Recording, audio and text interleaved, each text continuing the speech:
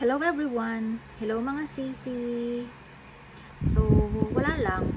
Pakita ko lang sa inyo itong aking bagong dumating na in-order ko all the way from China. Itong Lucky Cat. And itong bracelet na Lucky Coin. So, as you all know, mag-open ako ng little shop soon. So, sabi nila, swerte yung magkaroon ka ng mga ganito sa tindahan mo. And wala namang masama kung subukan mo, 'di ba? Pero aside from this, syempre meron akong statue ni Papa Jesus at ng cross para sa mga sampaguita, ganon. Ito, sinubukan ko lang. And since cat lover ko, I preferred itong waving hello cat. Kasi meron namang mga Buddha, mayroong arwana fish, mayroong money tree, mayroong mga kung ano-ano pang mga lucky something about sa business, pero I prefer this one. So may battery siya. Ayan, hello everyone.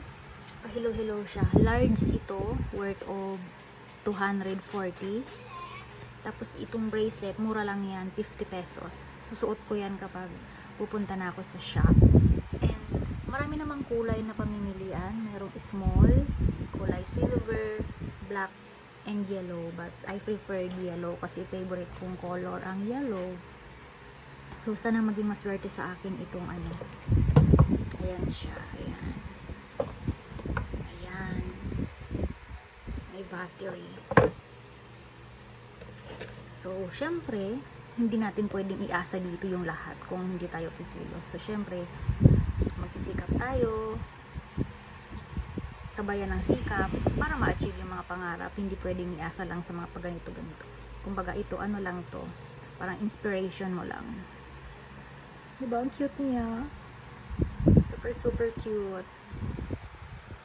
Naghihilaw siya. Walang tigil yung paghilaw-hilaw. So, yeah, that's it. Thank you everyone for watching. Bye-bye!